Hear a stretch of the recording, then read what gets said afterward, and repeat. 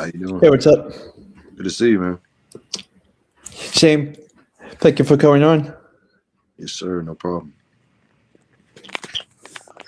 Welcome to episode 189 of the Blitzstick. I'm here with Isaiah Pedack from Mississippi Valley State University, and I'm excited to have him on to talk about his story of how he got to where he is today and much more. So, welcome. Yes, sir. Thank you for having me. All right, so how did your recruiting process start? So, out of high school, I had a really good senior season, and I had gone to Abilene Christian University. I had an offer from Southern Methodist University, but because of COVID, kind of lost the offer and went D1 out of high school. Didn't turn out so good and went JUCO, and JUCO was the best thing for me.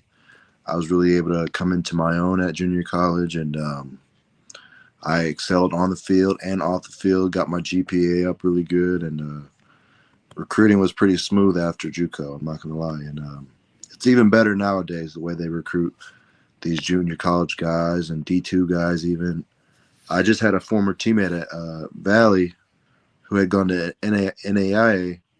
He was one of the most impactful players on our team. So you can make it out of any division this day and age, and I'm blessed I was able to do it when I did. And so yeah, recruiting has always gone good for me in my college career.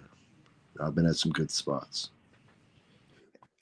How did your football experience go in high school? My football experience in high school was it was amazing because I played for Highland Park in Dallas, Texas. Highland Park is the winningest Texas high school football program, and it's a legendary coach. Coach Randy Allen is the head coach there. And he was a coach for Matthew Stafford when he was in high school, and all these great guys coming up. A lot of guys playing currently and have played, and he's done some tremendous things for that program, and I'm just so blessed to have lived in such a decent neighborhood, a wonderful neighborhood that I could play for that program, and it really shaped who I have been in my college career. I'm a yes sir, no sir guy, and I like organization, and I know what a good team's supposed to look like, and I've always appreciated that because in my college career I didn't always play for the best teams or winning teams. I mean, but I was I won a lot of games in high school, and I know what it's supposed to look like, and that was a blessing for sure. Uh, Tell me a little about growing up in your hometown and what had what you went through to get to where you are today. Man, so a lot of sacrifices, I'd say. Um, my mother and father both worked 2, 3 jobs at once to pay for rent. We don't own a home, and rent nowadays, and it's been very expensive. So it's been tough, and especially where I live, where so I live in a good neighborhood. There's a lot of people that got good money over here and living very comfortably. And it was pretty hard for me growing up because it always felt like I had nothing. And then also being one of the few minorities in the neighborhood, it's always been kind of a struggle. And I didn't really come into my own until I found sports, and that really is where I found my home. And I didn't start making friends until I started playing football and wrestling and all that stuff and excelling in athletics. But I always look back at how grateful I am, my father and my mother, of putting their head down and grinding. And I feel like they instilled that work ethic in me at a young age, and I really appreciated that because it really showed me the man I wanted to be. And but yeah, it was tough. It was we was skating by a lot of the time, just barely skating by, just barely surviving, really. And what's crazy is you would never know it by how I held myself in public, and and how we were in the community. My father always said we infiltrated the white man's education, and we implemented ourselves into their community, and took all the benefits. And one of those benefits is going to a wonderful high school that we did, and being a part of an amazing football program at Highland Park. It's all just been a blessing, and my life's definitely been a journey in that way. And I always think back about all the hard times, but my father never let me miss a meal. I always had 3 meals a day. I didn't start missing meals till I went to junior college. But yeah, it was good. We didn't have everything, but what we didn't have, we made up for in love. I know it sounds kind of corny, but it's true. And I'm thankful for the support system I have around me, with that being my immediate family, and then also my grandmother, and yeah, just my extended family always supporting me in my dream. Hmm. What is your biggest strength and weakness on the football field? I'd say my biggest strength is my effort. You know, I'm not always the biggest guy on the field. I'm not always the fastest guy on the field, but every snap I come off the ball like it was the first snap of the game. And I just remember this whole past season at Mississippi Valley, I'd have so many players be like, "Man, look at the scoreboard. Like y'all are losing terribly. Like, why are you playing so hard? You playing like y'all doing something." And every play, I'm just going crazy, and hitting them like I was hitting them on the first play. Like I wasn't even tired. Like the wins and losses don't really get to me. I'm out there for a different reason. I have my own reasons being on that field, and I always feel like that was my strength, is just being hungry when the ball snapped. In between the snap of the ball, I'm always hungry for the next play, and I think that's my biggest strength. In terms of weaknesses,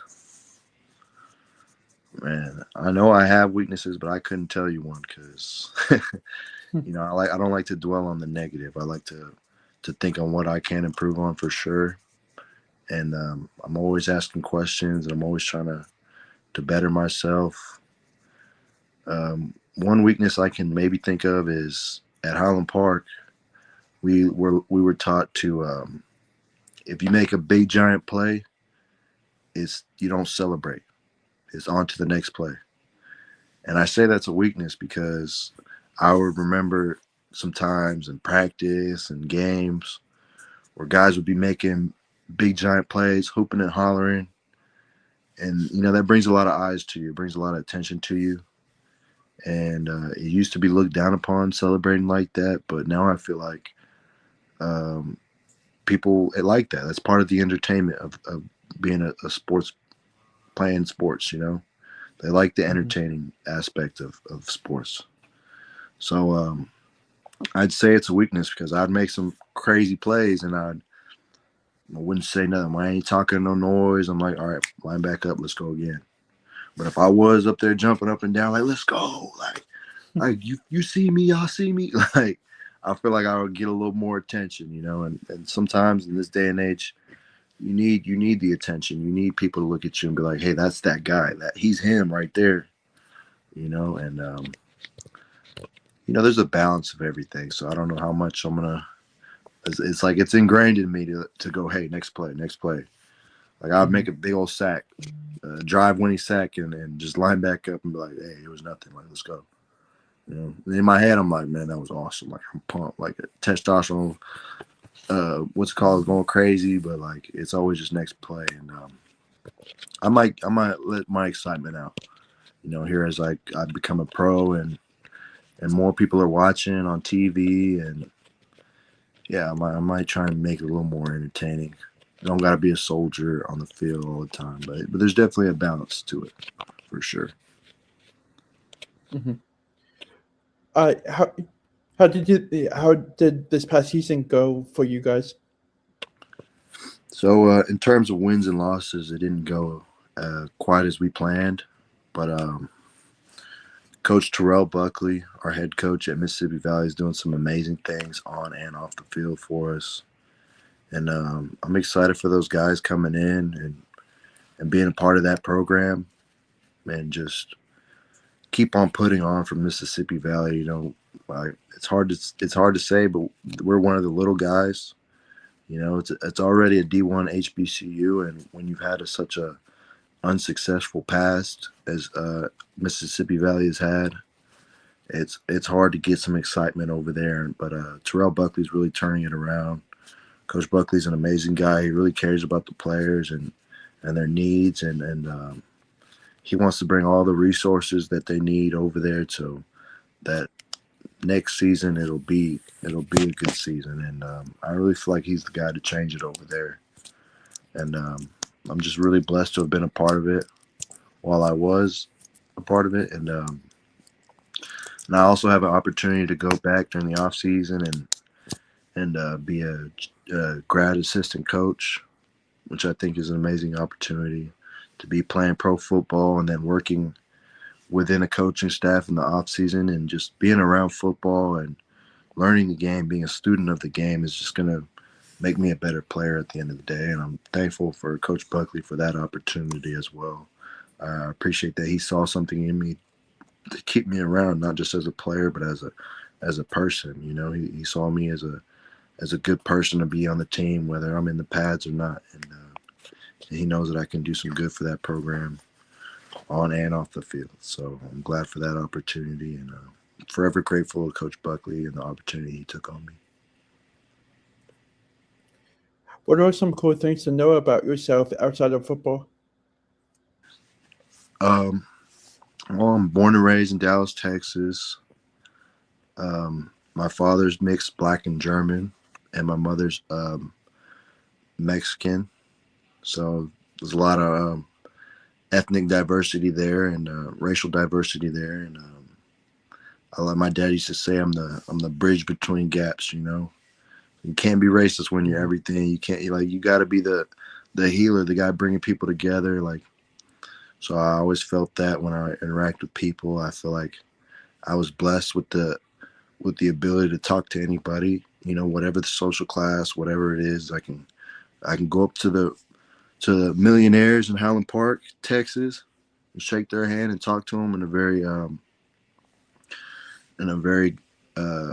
see, I can't even think of the word, but I could talk to them in a very good way, good with my words, being very articulate with my words, and then I can talk to Mhm. someone that's had nothing, someone that's grew up with nothing, coming from the bottom, and relate to both parties. Being able to relate to anybody is a blessing, and so I'd like to say that about myself to be true.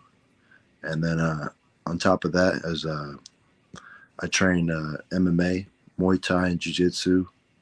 I've been training since I was about 12 years old. And after football, if I still physically able, I'd love to get in that octagon and show my talents in there. And while I'm still playing football, all those skills I've learned in Jiu Jitsu and Muay Thai definitely translate. And yeah, I just want to be a dangerous man on the field and a dangerous man in that octagon, and just be an entertainer. I've always wanted to be an athlete, and I've been an athlete, and I want to keep it going as long as I can. But I think Mhm. that's something interesting about me. Not many players um, that I've met have that sort of training from a young age, and I feel like it definitely translates. Wrestling, I have a wrestling background, um, so yeah, I feel like all that stuff translates really well to the field. But it's definitely one of my passions is MMA. I love everything about it. I used to teach the kids classes, and I'd be up there all day long, just being a student of the game. And right now, I'm a student of the game of football, so I'm gonna focus on football as long as I can, and just excited for what the future has in store for me for sure. Who in your family do you look up to and why?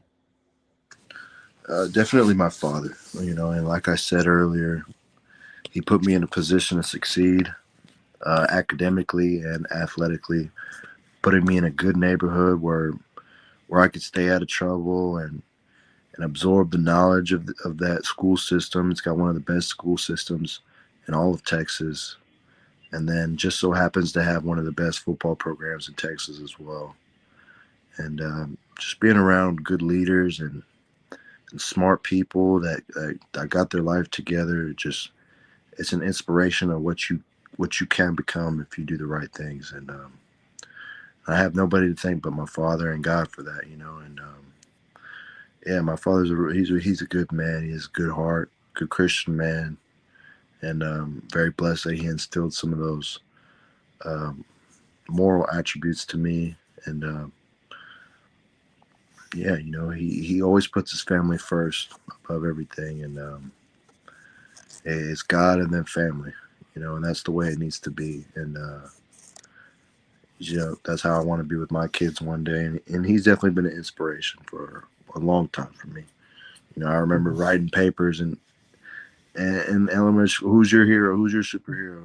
I always write my dad, my pops. He's the main man for me. You know, I currently live just me and him. And it's been me and him for a long time now, and he's my ride or die. He's my best friend, and I appreciate him more than anybody else in this world for sure. Mhm. Did your dad play football? Did he teach me football?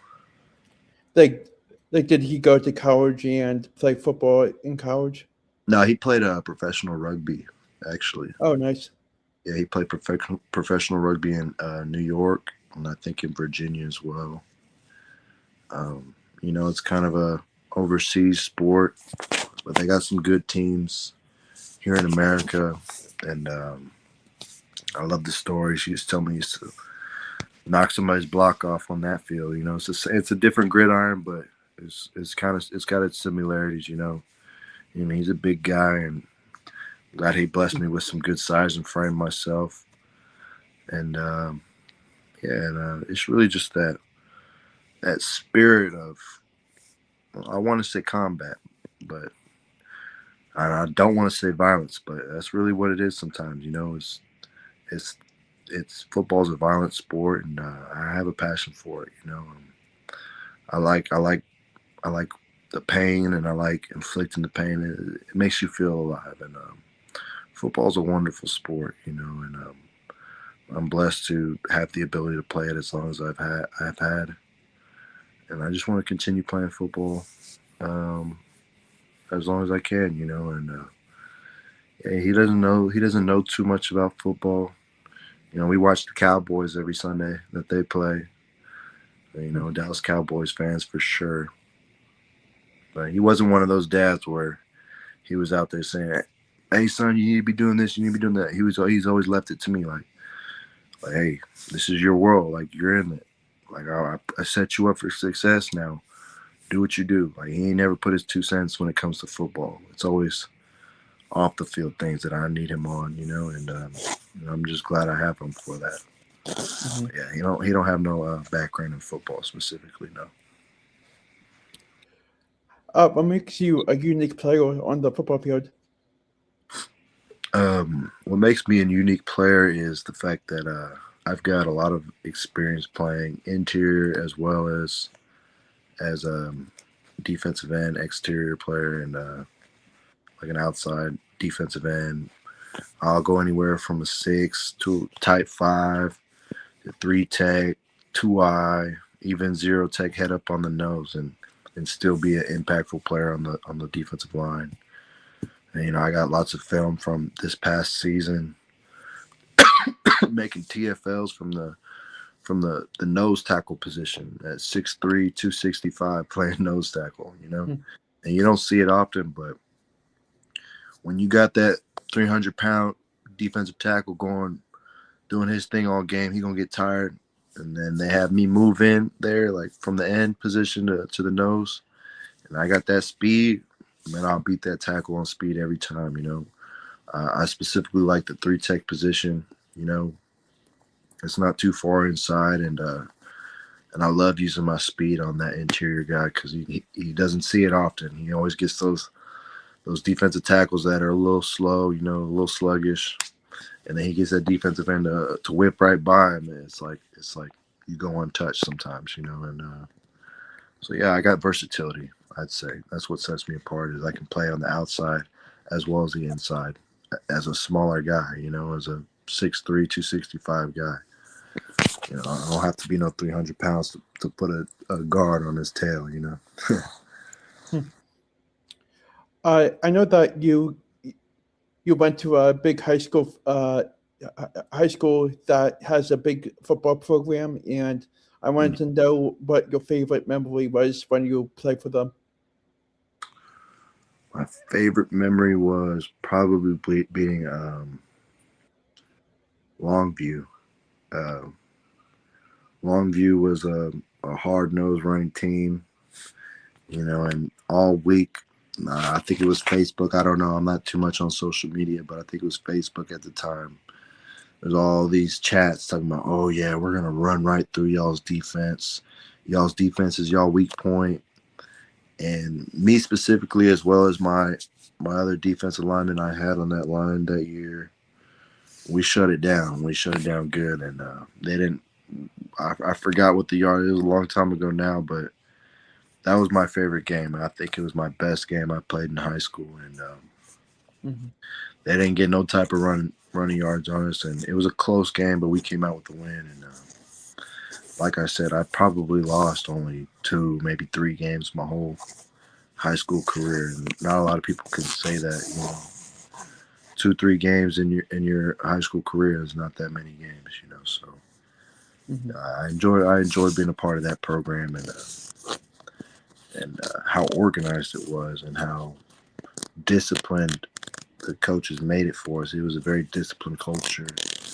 Highland Park's got a lot of white boys on the team. Not the fastest, not the biggest players, but that discipline really takes you a long way. When you're technically sound, and you're not making any dumb or rational mistakes, or irrational, I should say.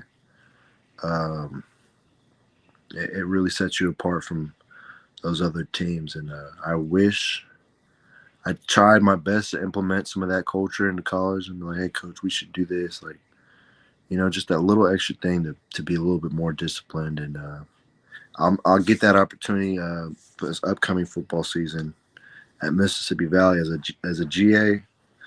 I'm gonna implement some of that disciplinary stuff. It's the little things. But yeah, high school was amazing. It was an amazing experience playing with those boys, and that's the thing I love about football is those connections. They'll last you a lifetime. And yeah, I can't think of too many specific games, but we played on some big stages. We played in the AT&T Stadium, the Frisco Lone Star, the old Texas Ranger Stadium. That it's converted into a football field now. I think that's where the Dallas Renegades of the UFL play. So yeah, I played on some big stages in high school, and some high stake games against Frisco Lone Star and Timberview and whatever the teams were. It was a while ago, but yeah, it was an amazing experience for sure. What does your future look like for you after this upcoming season? Well, I just signed with Oregon Lightning, so our season starts here in the spring. Oregon Lightning is a professional arena team. What I like about this league is the commissioner of the league is Coach Jeff Fisher, who's got a lot of experience with the NFL, and this league has sent a lot of guys to the NFL, CFL, and UFL. It's really good at getting guys to that next level. And I'm excited to go in there and put that work in and put some people, turn some heads. Turn some heads my way, and show them I deserve to be playing on the big stage. And I'm excited that I can get that film here in the spring and be available in the fall, really, and Mhm. be ready to get picked up by whoever. I still have my pro day coming up, so there's still an opportunity to get signed by NFL team or UFL team or CFL team. But right now, my focus is that pro day, training for that pro day, getting some good measurables, some good numbers, and preparing for that AF1 season. And I'm really excited to get down there with those guys. I've never been that far from home. Oregon, I thought Mississippi's far from Texas. Oregon's way at the top. Way at the top of the Mhm. country. So it's very beautiful out there, and I'm excited to get closer to God and focus on football. And I feel like I'll have the opportunity to do that. It's so beautiful out there. I'm gonna find me a little spot on the mountain and read that Bible when I'm not reading that playbook. Just keep me locked in, keep me focused on the goal. And yeah, I'm very excited for what God has in store for me, and I truly believe I have a lot of football left to play. Mhm. Yeah, I definitely feel like you have a great potential in everything that the future holds for you. And I wish you nothing but the best of luck out in Oregon this upcoming spring. And I'll definitely be in touch with you throughout the season and years to come. And just I wish you nothing but the best. Yes, sir. Well, I appreciate you, Alex, for your time and what an amazing platform you have, and I appreciate you talking to me and getting to know these little things that most people don't know. The behind the Mhm. scenes is important, and it's good to get some of this stuff out and yeah, and I appreciate the platform. Thank you, Alex. Yeah, definitely for sure. Have a good night. Yes, sir. Have a blessed one.